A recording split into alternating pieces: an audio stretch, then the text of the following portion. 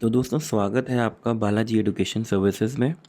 इस वीडियो में हम पढ़ने वाले हैं job scope after doing MBA. MBA के बाद आपको क्या क्या अपॉर्चुनिटीज़ मिल सकती हैं। तो जो एमबीए होता है, एमबीए का फुल फॉर्म होता है masters of business administration, opens up a wide array of career opportunities across various industries. जब आप एमबीए करते हैं तो आपको बहुत अच्छी जॉब अपॉर्चुनिटीज़ मिल जाती हैं, प्रोवाइडेड आपने अच्छे कॉलेज से एमबीए किया हुआ है। वो एमबीए एक बहुत ही पॉपुलर कोर्स है इंडिया में। और आपने नोटिस किया होगा कि आईआईटी करने के बाद लोग एमबीए करते हैं आईआईएम से, एंड उनको बहुत अच्छे पैकेजेस मिलते हैं। तो अब हम समझते हैं कि जब आप एमबीए कर लेंगे तो आपके पास किस तरीके की जॉब अपॉर्चुनिटीज़ आ सकती हैं। तो as the name suggest management roles.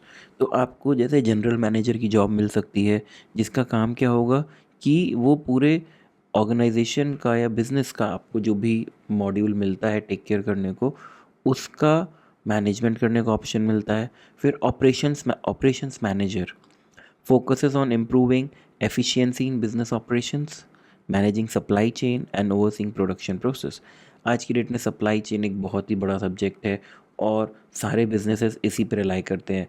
तो आपको ऑपरेशंस मैनेजर जब आप ऑपरेशंस मैनेजर बनते हैं तो आपको सप्लाई चेन मैनेजमेंट सीखने का एक बहुत अच्छा मौका मिल सकता है। फिर होता है प्रोजेक्ट मैनेजर।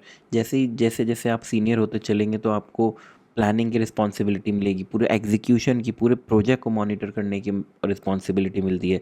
तो फिर वो होता है प्रोजेक्ट मैनेजर। मैनेजमेंट रोल्स के बाद जो हमारे पास जो सेकंड मोस्ट अच्छी और अपॉर्चुनिटी आती है वो होती है मार्केटिंग एंड सेल्स। अगर आपने एमबीए मार्केटिंग में किया है या सेल्स में किया है तो ये बहुत ही अच्छी प्रोफाइल्स होती हैं। जैसे मार्केटिंग मैनेजर हो गया, ब्रांड मैनेजर हो गया, सेल्स मैनेजर हो गया। मार्केटिंग मैनेजर का काम क्या रहेगा कि वो पूरी की पूरी मार्केटिंग स्ट्रैटेजी संभालेगा।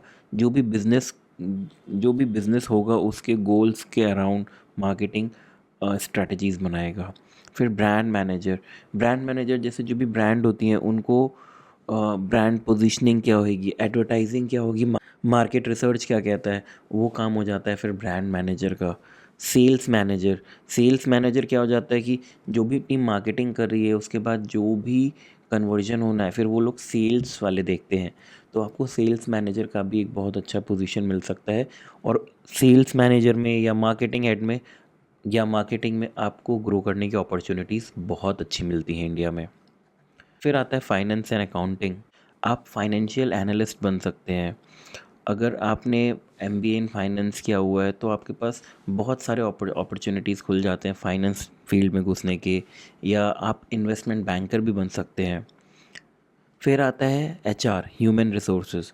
तो आपने देखा होगा जो भी बड़ी बड़ी कंपनीज होती हैं वो लोग हायरिंग के लिए या किसी को फायर भी करना होता है तो उनके लिए उनके पास एचआर मैनेजर्स होते हैं, जिनका काम ही होता है कि अच्छे रिसोर्सेज को ढूंढ के लेके आना कंपनी में, ताकि कंपनी में अच्छे लोग आएँ और काम होए। तो ह्यूमन रिसोर्स एचआर मैनेजर का एक बहुत ही अच्छा ऑप्शन होता है जॉब अपॉर्चुनिटी में। फिर टैलेंट एक्विजिशन स्पेशलिस्ट, ये बस नाम बदल गया है, काम एचआर मैनेजर वाला ही रहता है कि टैलेंट एक्विजिशन स्पेशलिस्ट बेसिकली आपको हायरिंग ही करनी होती है, उसमें आपको अच्छे टैलेंट ढूंढने होते हैं। Compensation and benefits manager, again this is a part of the HR. फिर आता है एंटरप्रेन्योरशिप। जब आप एमबीए कर लेते हैं तो आपको बिजनेसेस के बहुत सारे एस्पेक्ट समझ में आ जाते हैं कि बिज़नेस चलता कैसे है।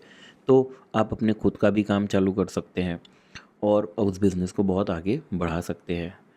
कंसल्टिंग, क्योंकि जब आप एमबीए कर लेते हैं तो बिज़नेस कैसे चलता है आपको पूरा आइडिया होता है।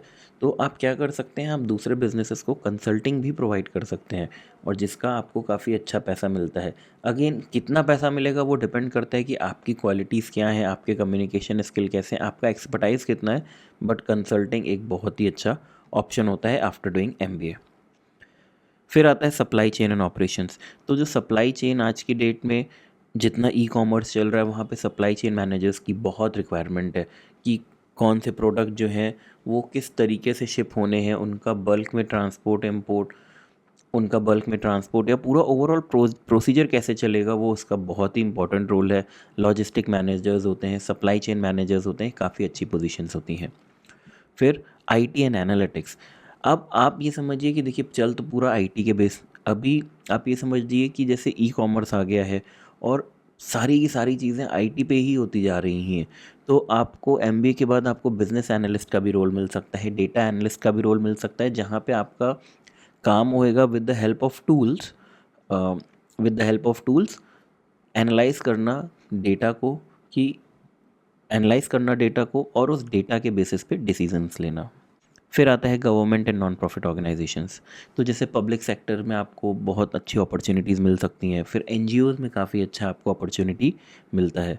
कैरियर एडवांसमेंट अपॉर्चुनिटी, जब आप एमबीए कर लेते हैं तो आपको अपने करियर को अपस्किल करने का मौका मिलता है, बिकॉज एमबीए जो होता है मैनेजमेंट का रोल होता है, और मैनेजमेंट के रोल्स में हमको ग्रोथ बहुत अच्छी मिलती है। तो हमने बहुत बार देखा है कि जो बड़ी बड़ी ऑर्गेनाइजेशंस होती हैं, जब वो अपने जो सीईओज़ होते हैं या सीएफओज़ होते हैं, सीईओ होते हैं या वाइस प्रेसिडेंट्स होते हैं, वो उनको हायर करते हैं जिनके पास एमबीए की डिग्रीज़ होती हैं टॉप इंस्टीट्यूट्स में।